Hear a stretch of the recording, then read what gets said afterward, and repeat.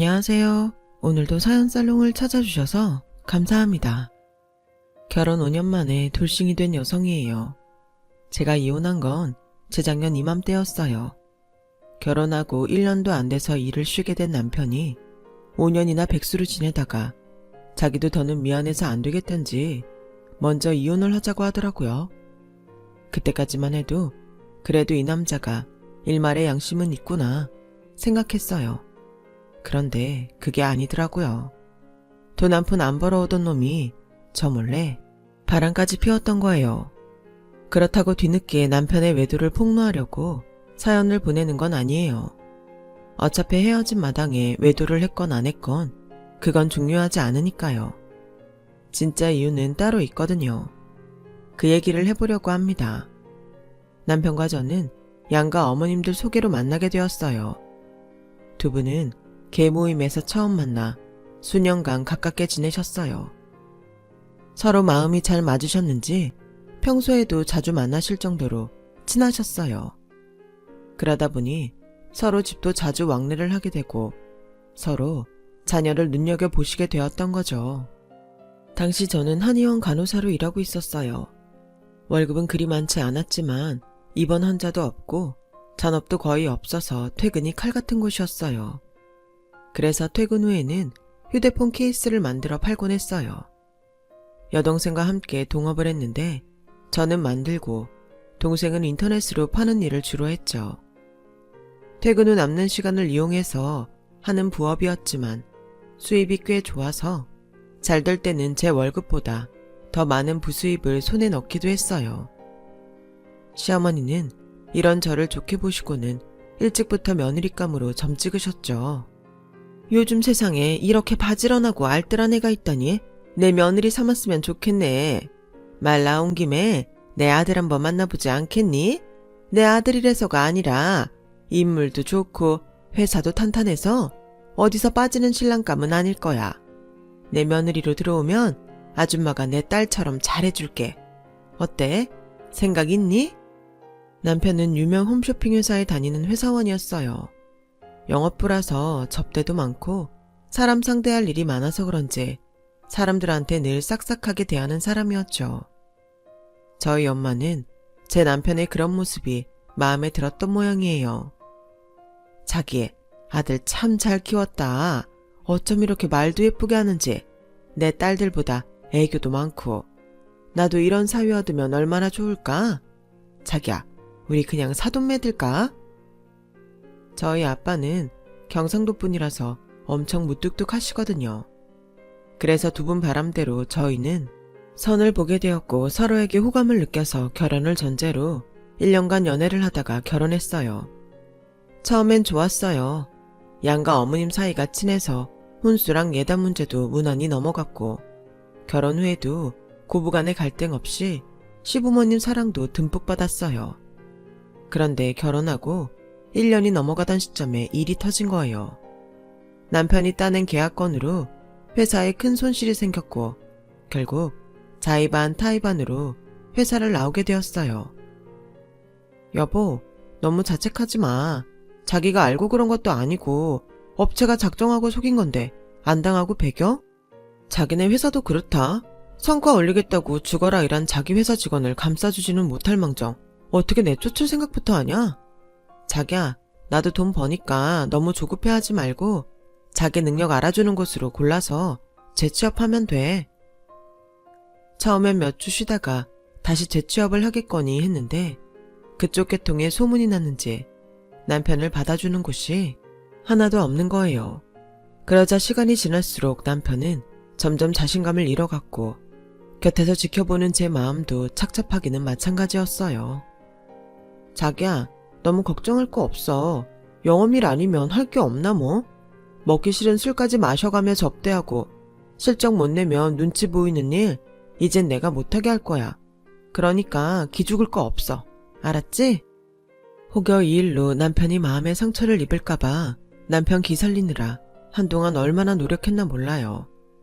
악처가 되기보다는 평생 함께할 내 남편 마음부터 달래주는 게 상책이다 생각했거든요. 그땐 사람 나고 돈 났지 돈 나고 사람 나는 거 아니다 생각했거든요. 남편도 그런 제 노력에 부응하려는 듯 마음 잡고 구직 활동을 하는 듯 했어요. 하지만 어떻게 된 게 시간이 지나도 별 소득이 없더군요. 그렇게 남편의 구직 활동만 반년 넘게 이어졌고, 그러는 사이 저도 남편도 많이 지쳐갔어요. 꽃노래도 한두 번이라고 매번 제가 남편을 달래줄 수만은 없었거든요. 게다가 처음엔 그나마 노력하는 모습을 보이던 남편은 시간이 지나자 점점 나태하게 변해갔어요. 아예 구직을 포기한 사람처럼 마치 백수로 살기로 결심한 듯 보였죠. 그제야 당근만 사용했던 제 행동이 잘못됐다는 걸 알게 되었죠. 그동안 남편 기죽이지 않으려고 제가 더 남편 눈치를 보고 살았던 저는 더는 안 되겠다 싶더라고요. 그래서 대놓고 쓴소리를 했어요. 여보, 사무직이 아니더라도 돈 벌 곳은 많아. 정 안 되면 배달 알바라도 하면서 자리가 나길 기다려도 되잖아. 자기 일 그만둔 지 반년이 넘었어. 우리 전세 대출금 이자 갚으려면 나 혼자 벌이로는 힘들어. 그러니까 눈 좀 낮춰서 구해보자. 뭐? 나보고 배달을 하라고?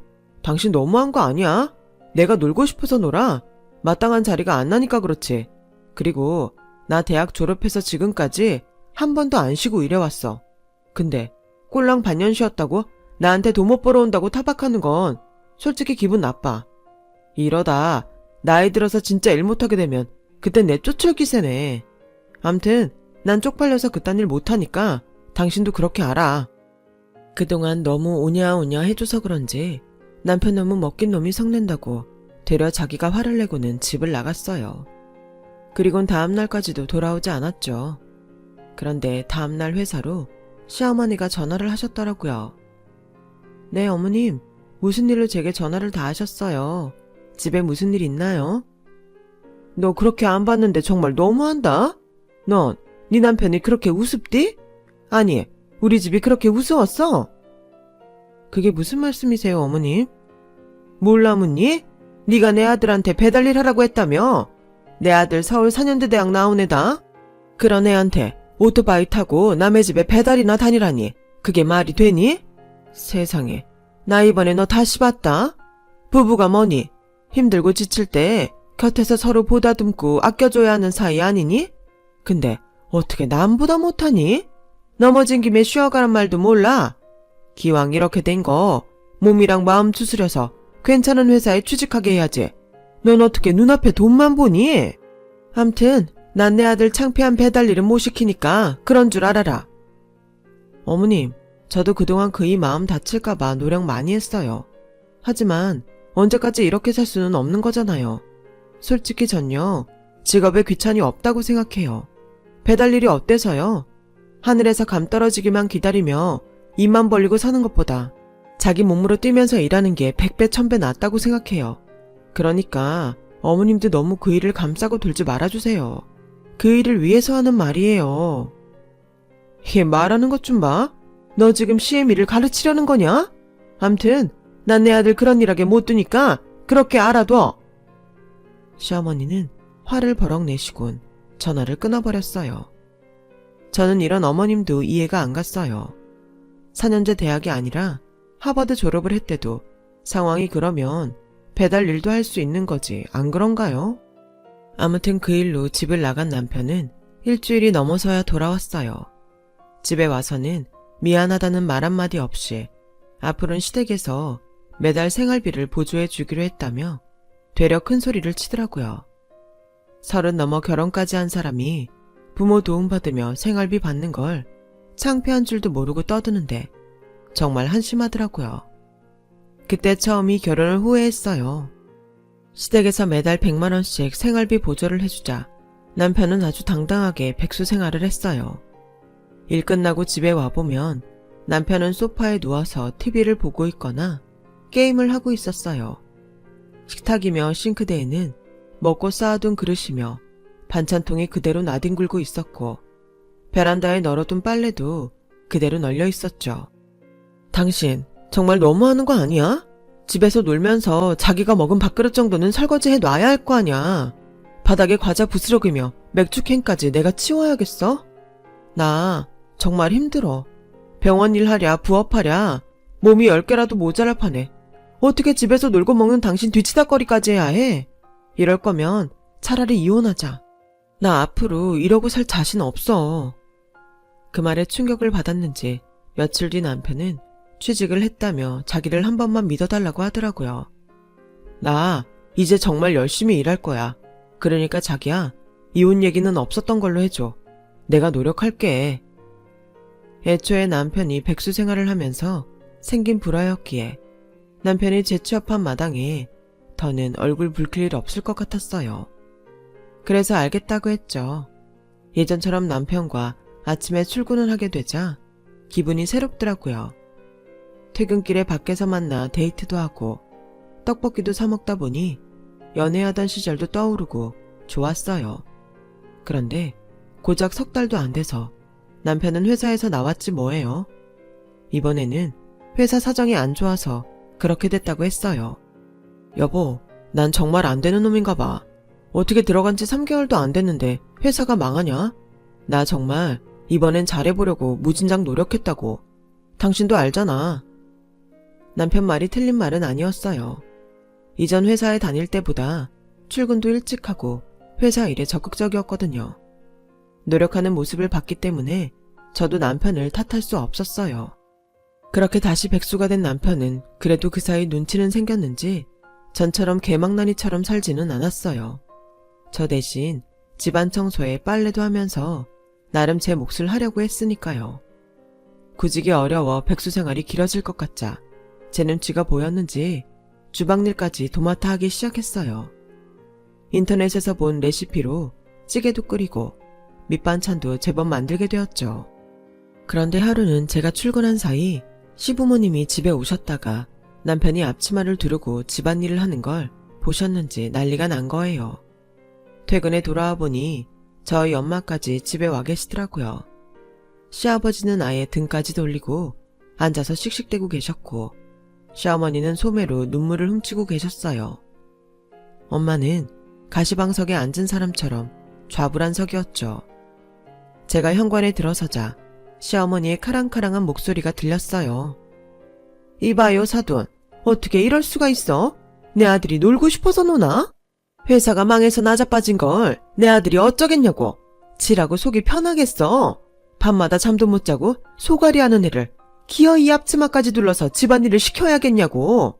사돈이라면 이런 꼴을 보고 속에서 천불이 안 나겠어?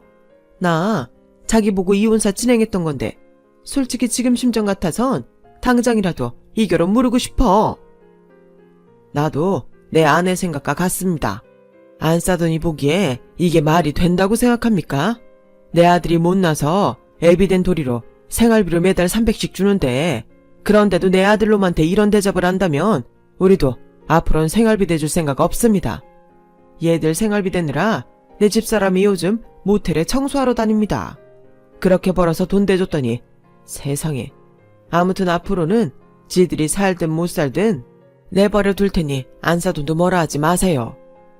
그동안 매달 300만 원씩 주셨다는 말에 어안이 벙벙했어요. 아버님, 죄송하지만 저희는 지금까지 시댁에서 100만 원씩 원조 받았어요. 그나마 그이 재취업하고는 한 푼도 받은 적이 없고요. 얘가 지금 무슨 소리를 하는 거냐? 그럼 네 시아버지가 주지도 않은 돈을 줬다고 거짓말한다는 거냐? 네가 그렇게 못 믿겠다면 보여주마. 내 은행 앱에 입출금 내역 찍혀 있으니까 한번 보라고. 매달 15일에 내 아들 통장으로 300씩 이렇게 보낸 거 보이지? 이런데도 이딴 소리 할 거냐? 시어머니 은행 앱에 찍힌 금액은 분명 300만 원이었어요. 여보, 이게 어떻게 된 거야? 그럼 지금까지 어머님한테 받은 돈은 어디에 있어? 혹시 자기가 썼어? 그제야 남편은 무릎을 꿇고는 이실직고를 했어요. 취업을 했다는 건 다 거짓말이었고 시댁에서 받은 돈으로 월급인 양 제게 건넸던 거였죠. 이전에 매달 들어온 돈 300만 원 중 200만 원은 그동안 집에서 놀면서 자기 용돈으로 썼다더군요. 시부모님은 물론 저희 엄마도 남편의 철없는 행동에 혀를 내둘렀어요. 결국 시부모님은 고개도 못 든 채로 돌아가셨고 끝까지 남아있던 엄마는 기어이 한마디 하셨어요. 살다 내 이런 일은 처음일세. 30 넘어서 나이 든 부모한테 생활비 받아 쓰는 것도 그렇고 그 돈으로 딴 주머니 찬 것도 그렇고 내 상식으론 도저히 이해가 안 가. 자네 언제까지 이러고 살 건가? 말 좀 해보게. 자네 앞으로도 이런 식이라면 나 내 딸 도로 데려갈라네. 공장에 취직을 하든 편의점에서 일을 하든 다음 달까지 직장 못 구하면 그땐 내가 니들 이혼시킬 거야. 엄마는 눈시울이 붉어진 채로 저희 집을 나가셨어요. 그 모습을 보니 너무 죄송해서 가슴이 먹먹해지더라고요. 남편은 제 눈치를 살피며 내일 당장 일자리를 구하겠다고 했지만 한 번 속지 2번 속나요? 당시로선 남편이 콩으로 매주를 쓴다고 해도 믿음이 안 갔어요. 그 일이 있고 얼마 뒤 남편은 다시 취직을 했어요. 하지만 얼마 안 가 일이 적성에 안 맞는다며 다시 회사를 뛰쳐나왔고 그러기를 여러 번 하는 동안 5년이란 시간이 흘렀죠. 5년 결혼 생활 동안 남편이 벌어온 건 제 1년치 월급도 안 될 거예요. 초반 2년 정도는 시댁에서 생활비를 보조해 주셨지만 시어머니가 다리를 다쳐서 일을 못하게 되시는 바람에 2년 뒤부터는 그 돈도 딱 끊겨버렸죠. 남편과는 사이가 점점 악화돼서 방도 각방을 썼고 한 집에 사는 동거인일 뿐 그 이상의 감정은 남아있지 않았죠. 그러던 어느 날이었어요. 결혼 5주년 기념일을 앞두고 남편이 외식을 하자고 하더군요. 솔직히 그러고 싶지 않았어요. 여보, 내가 꼭 할 말이 있어서 그래. 내 마지막 소원이야. 퇴근 시간이 가까워질 때까지 갈등을 했던 저는 마지막 소원이라는 말이 한 번 더 속아주는 셈 치자 싶어 갔어요. 남편은 케이크에 목걸이 선물까지 준비했더라고요. 그리고는 어렵게 말을 꺼냈어요. 여기 기억나? 우리가 처음 만났던 곳이잖아. 그땐 우리 결혼 생활이 이렇게 끝나게 될 줄은 몰랐는데. 여보, 그동안 많이 미안했어. 이젠 당신 놓아주려고. 앞으로 나처럼 못난 놈 만나지 말고 돈 많고 멋진 남자 만나서 새 인생 시작하길 바랄게. 염치가 없어서 더는 당신 붙잡고 살기 힘들 것 같아. 우리 이혼하자. 매 순간 목구멍까지 차올랐던 그 말을 남편이 먼저 꺼낼 줄은 몰랐어요. 그동안 남편과 살면서 지긋지긋했던 날들이 이상하게도 별거 아닌 것처럼 느껴지더라고요. 그동안 벌레처럼 보였던 남편이 왠지 안 됐다는 생각도 들었고요. 하지만 이런 결혼 생활을 더 길게 끌고 가봤자 서로 좋은 꼴은 못 볼 거라는 생각이 들어 남편 뜻에 따르기로 했어요. 그렇게 5년 결혼 생활을 끝내고 남남으로 돌아섰어요. 위자료 없이 재산 분할을 하는 선에서 마무리 짓기로 하고 전셋집을 빼서 보증금을 나눠 가졌어요. 가구랑 전자제품은 팔 수 있는 건 중고로 팔고 남은 건 제가 친정집으로 가지고 들어갔어요. 주변에선 위자료를 받지 그랬냐고 했지만 돈 나올 구멍이 있어야 받죠. 그때는 이쯤에서 정리하는 것만으로도 다행이다 싶었어요. 하지만 제가 잘못 생각했다는 걸 이혼 후 1년이 지나서야 알게 되었죠. 하루는 웬 여자가 전화를 했더라고요. 제 남편 일로 만나서 할 말이 있다면서 보자고 했어요. 이미 1년 전에 이혼하고 끝난 사이라 들을 얘기 없다고 했더니 지금 얘기를 안 들으면 후회할 거라나요? 그래서 회사 근처 카페에서 만났는데 뭐라고요? 그이가 복권에 당첨돼요? 하지만 나랑은 상관없어요. 이미 이혼한 사이니까. 복권이 언제 당첨됐는지 알면 생각이 달라질 텐데요.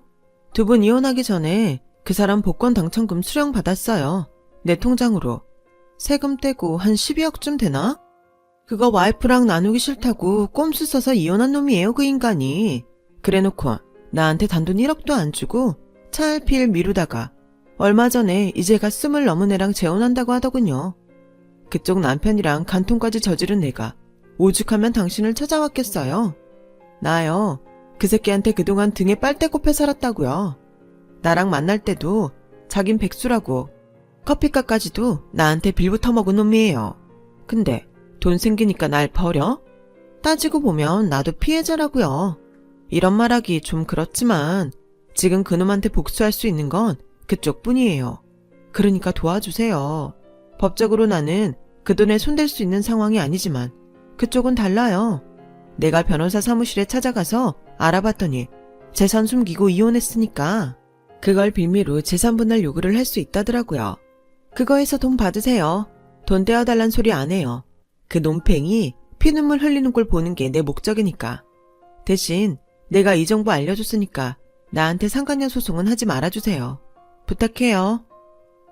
남편은 백수로 사는 동안 할 짓은 다 하고 살았더라고요.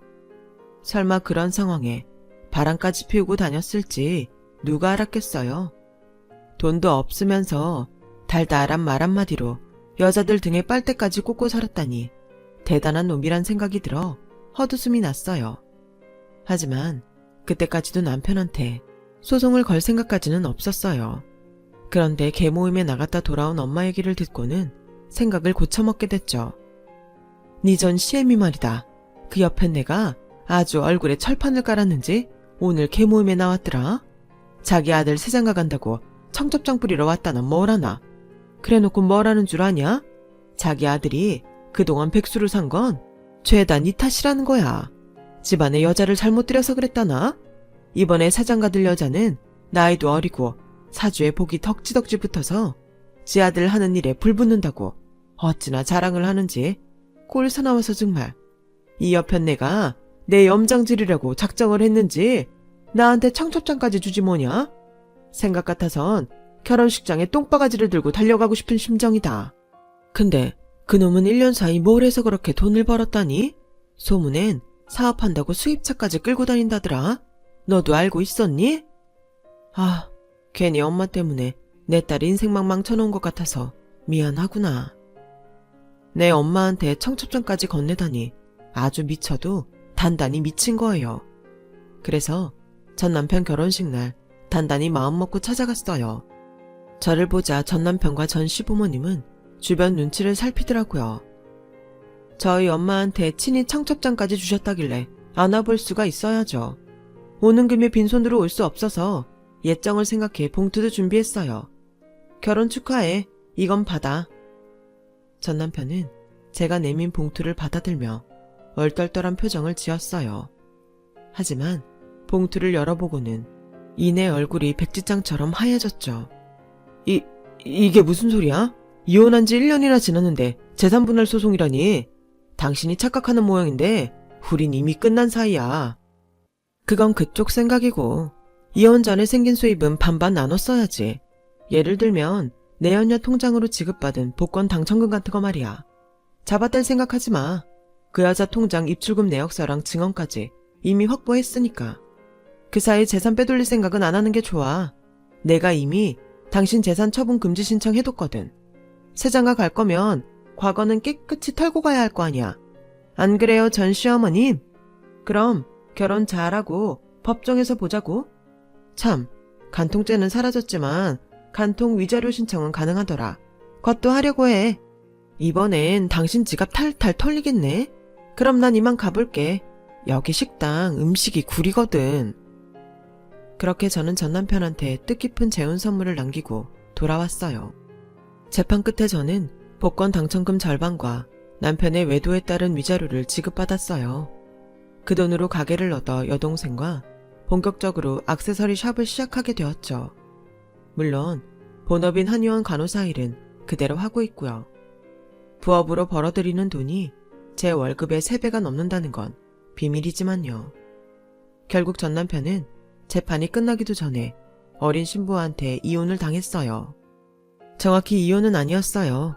신부가 돌아가는 상황을 알아채고는 혼인신고를 하지 않았으니까요. 어린 여자 꼬시느라 수입차에 명품백, 결혼식도 수천 들여서 했던 남편은 결국 가진 돈을 거의 탕진하고 다시 빈털터리가 되었어요. 전 시어머니는 창피해서 개모임에도 발길을 끊었고요. 이런 걸 보면 신이 있긴 한 것 같아요. 그렇지 않고선 이렇게 제대로 복수를 할 수는 없었을 테니까요. 그렇게 저는 5년간의 결혼 생활을 깔끔히 정리하고 새 삶을 살고 있어요. 앞으로는 제 힘으로 단단하게 길을 다져가며 살아갈 생각입니다. 제 사연을 들어주셔서 감사합니다. 좋은 것만 생각하시고 항상 행복하시길 진심으로 바랍니다. 여러분, 사연 댓글에 응원과 현명한 조언 부탁드려요. 좋아요와 구독은 저에게 큰 힘이 됩니다. 오늘도 좋은 일 가득하세요.